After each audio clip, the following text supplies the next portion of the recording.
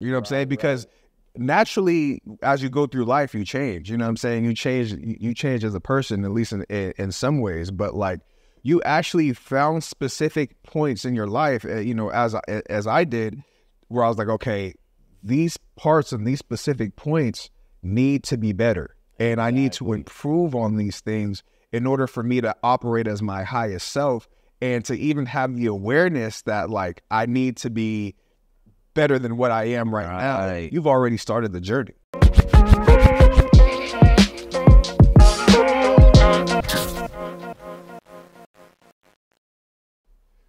Hey, welcome to Uncommon State of Mind, where we debate different ways for you to leverage your next investment to create time freedom, legacy impact, and generational wealth in order to live that uncommon life. But in order to do that, you must be uncommon. My name is Joey, aka Mr. J Mays. Hey, and I'm Ademla Dowdu, also known as AD, the Fly Realtor. Yep. So today is a very special topic dear to our hearts. Yep. You know what I mean? It is pretty much just what it means to us, and we know the reason why we started the show, the reason why we're even doing this in the first place, what uncommon means to us and, our drive.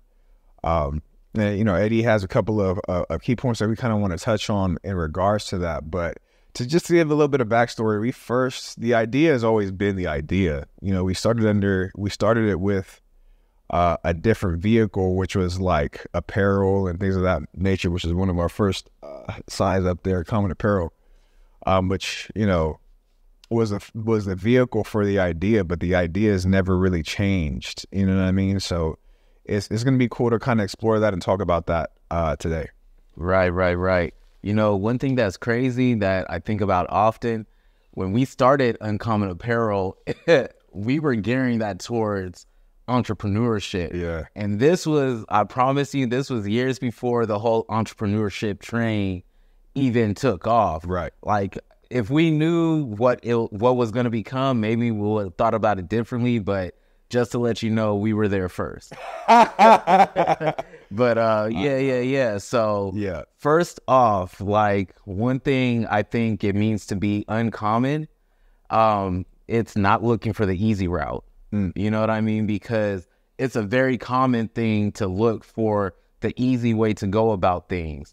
And sometimes maybe the easy way is the best way or the smartest way, but a lot of times it isn't. Right. So the uncommon man is going to look for what the best way or the most efficient way is. Yeah. The common person is going to look for what's the best way to get this over with or get it out of my face. Exactly. You know what I mean? So no, I piggyback off that. Like, to be uncommon, man, like it's as he said, it's not picking the easy, it's picking the right way. It's picking the way that's true to you, the way that, is best to step into your true self and your true purpose. You know what I mean? And that's not always, going to be flowers and rainbows. You know what I mean? It almost never is. Kobe maybe refers to it as maybe like a Mamba mentality. There's always different, mantras and things people say in order to really walk into your true self. For us, it's being uncommon. It's being willing to kind of be, I don't want to say different, really, because it's so much more than that, but it's more of like a self-discovery. You know what I mean? Right. Is what I'll say to that. Yeah, no, it's interesting. I like that you said it's not like, it's partially being different, but how you said it's not necessarily being different, because the next point is not changing who you are in order to fit in. Right. So for me, it's not, like you said, it's not about being different. So it's not about intentionally trying to go against the fray. Like, I'm sure a lot of us, we've come across people in life where it's like, you're trying to be difficult or you're trying to be different. Whereas myself, and I think Joey included, we're more of the mindset where it's like, you are already different. You're already uncommon. So don't try to change up who you are in order to fit what a mold people think you should. You know what I mean? It's more about like, staying true to who you are, but try and be the best version of who you are. So not switching it up to fit someone else's perception or thoughts on how you should be or how you should conduct yourself. Yeah, that hits the nail on the head. Like, it's it's definitely you, of course, being the best you and you figuring yourself out.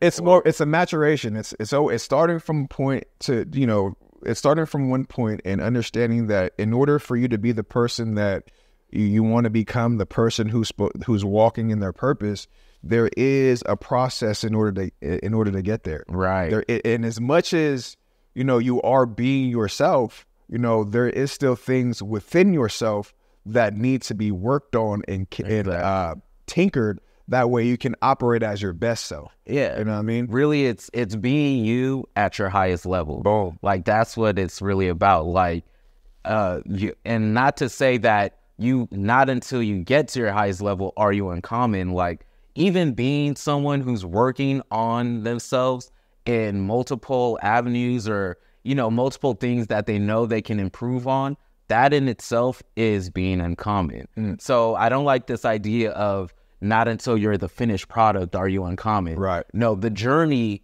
to that finished product is more important, and that itself is what makes you uncommon. It is the most important piece. Right. You know what I'm saying? It is in the process. It's in the process where you even get to really enjoy the fruits of your labor, because then you can look back and be like, man, I used to be this guy. Oh, that's so crazy. Yeah. I think about that all the time, where like I think about how I used to think as a teenager, as a young man, or in my early 20s. Yeah. And I'm like, man, I thought I knew something. Right. And, there are some things where maybe I was kind of smart or wise for my age, but a lot of stuff, like, I don't even think close to how I used to think back then. And I wouldn't say that maybe I did change, but that's a good thing. I changed within who I am. You know what I mean? I didn't change trying to be something else. I changed because I matured. I changed because my experiences gave me more wisdom. And I changed because the way I think about life and the world also evolved as I evolved. And not only that, but you also put in like effort to build on yourself. You know what I'm saying? Because naturally, as you go through life, you change. You know what I'm saying? You change as a person, at least in some ways. But like, you actually found specific points in your life, as I did, where I was like, okay, these parts and these specific points need to be better, and I need to improve on these things in order for me to operate as my highest self, and to even have the awareness that like I need to be better than what I am right now. You've already started the journey.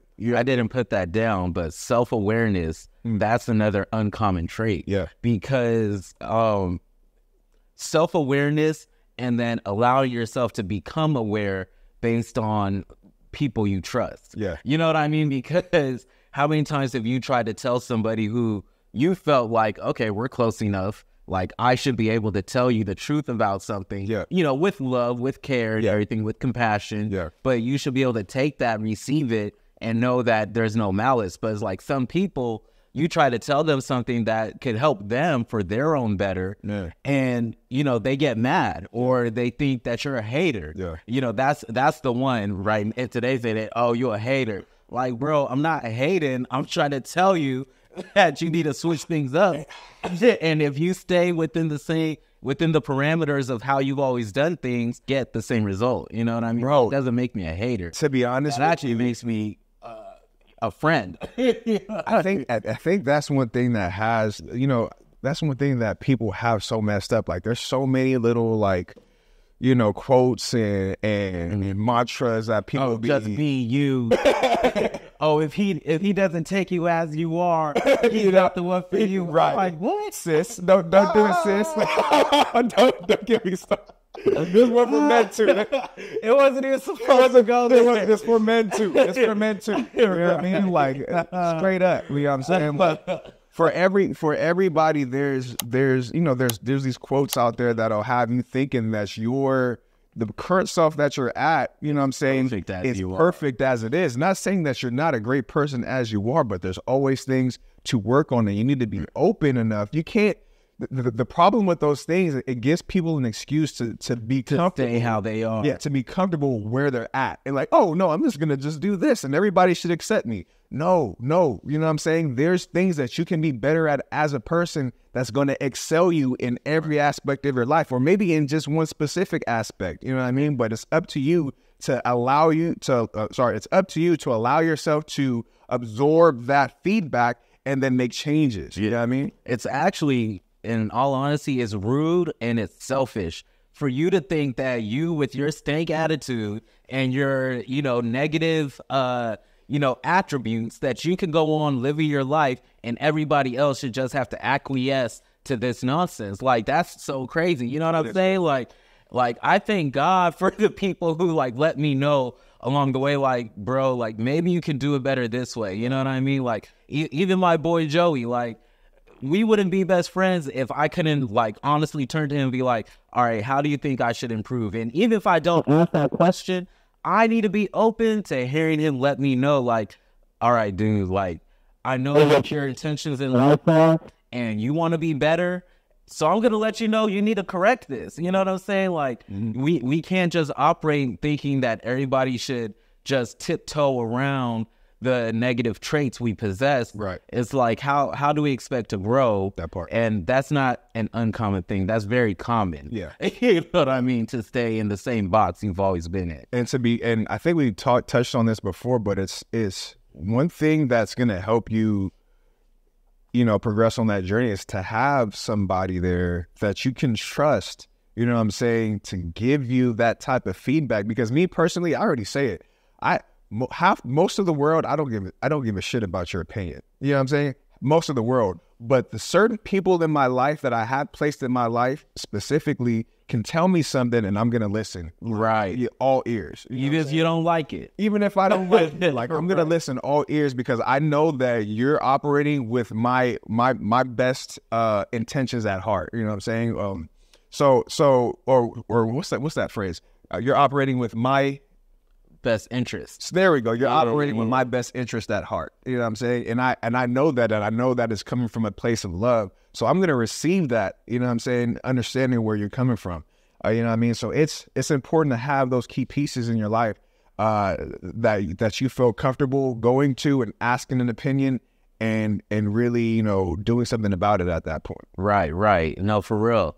Moving right on, the last point I got, this certainly isn't the last point of what it means to be uncommon, but this is the last one we're going to touch on today. Looking for how you add value. Man. So, again, it's a very common thing for people to look for what they can get out of a situation. Yeah. And it's human nature. I'm not even trying to downplay that. I'm not trying to chastise anybody or make you feel bad, but it is an uncommon trait to look for how you add value to a room or to a person or to a business or to a situation or a partnership. How do you add value to wherever you go? Because when you can do that, then you make yourself a piece that's, a piece that's just important for that recipe. Yeah. You know what I mean? Because when we're around people who add value, then it causes you to rise to the occasion. Yeah. You know what I mean? But then when you don't add value, you're just looking to take. You're kind of like a little leech. Yeah. And you bug people and you bother people and it irritates people. Yeah. And it drains people. It does. You know what I mean? You get tired when you're around people who are either coming to you all the time to vent and complain, and then they don't want to listen on how to be better. Right. Or coming to you for favors and this and that. And it's when you need a favor, they're nowhere to be found. When you need to vent, they're nowhere to be found. How do you add value, man? Come on. Also, to piggyback off that, intrinsically, for me, and I'll just direct this towards myself, intrinsically, adding one of the best things, and this is something that you hear it through, maybe I don't know, people that you're around or business owners, my mentors especially, and then just in my faith, to be honest, the most powerful thing that you can do as a human being is be of service. You know what I mean? is to be of service. You know what I mean? And when you're able to put yourself in a position where you can be a vessel to serve and aid other people on their journey, you know what I'm saying? Even if it's not like, you don't even have to be like the intricate piece, but just somebody who they can come to or just hear to maybe just a couple of words of inspiration or you know what I'm saying, a part of their day or anything, you know what I'm saying? How could you be of service knowing that in my opinion is the highest, the most powerful act a human being can pretty much enact, you know what I mean? And of course that goes with a specific way of thinking, but that's how I think of it. Like, how can I be of service to my family? How can I be of service to my friends? How can I be of service to the people that I work with? You know what I mean? Because that right there, being able to be a vessel, to be a bridge for somebody to get to the other side of success or the other side of self-awareness or the other side of anything, you know, that's very important. And that lasts an impression forever. Right. And, you know, one thing I think is important to touch on is that when you do add value, sometimes it does feel like you're just giving and like you're losing yourself or you're losing your energy, but it comes back to you. You know what I mean? Some way, somehow it comes back, you know? So don't be so quick to think that if you're just constantly giving value or you're giving yourself to your family or to your friends or to people like that, you're not getting anything back for that. Like some way, somehow it comes back to you, like God or the universe, whatever you believe in. Like I believe in the Lord. It will come back to you. Right. You know what I'm saying? So it's like, don't be too scared to be of service, like Joey said, because it is a great thing when you come across those people who are looking to be of service. And any reasonable person, a lot of times when you come across someone who's willing to be of service so much, you're like, all right, how can I be of service to this person? You know what I mean? And I do want to just touch on this for a second. I don't want to take away from what we're speaking, but of course that goes with like not allowing yourself to be taken advantage of and not being the type of person who like, you know, who like loses themselves in circumstances or in a person. No, be sure of yourself. Understand why you do this, being completely whole within yourself, and then be of service is what we're talking about. We're not talking about like finding an identity by being of service. Right, correct. Right. Or by doing favors, giving yourself away. Right. No, so, I'm glad he said that, because we don't want you to think that like, oh, we're just out here always helping people. Like, no, that's not the case. But at the same rate, it's like there is a fine line between, you know, living a life where you're mainly taking or living a life where like there's some give and take, you know what I mean? Where you're helping, you're blessing, you know what I mean? You're contributing, right? You know what I mean? Like, and to add on to that, that's also knowing that you're of service without any expectations of anything coming back to you. You know what I mean? Like some people expect reciprocity right away, and you have to be okay just being like, this is who I am, you know, as a person who is whole, who can give and be okay with not getting anything back. Man, come with it. You know what I mean? Like, no, for real. You have to sometimes be okay with that, because it's the only way you, like Gary Vee says, give value, give value, give value. You know what I mean? Like he has like 4 or 5 give values before you ever even ask for something. So it's like a lot of times you're going to be giving more than you get, but you have to be okay with that. And you have to be so sure of who you are and so full. Your cup has to be so full as an individual, as a person, so that when you're giving value, when you're offering services, when you're offering help, when you're offering whatever it may be, that, okay, I'm not just looking to be refilled immediately.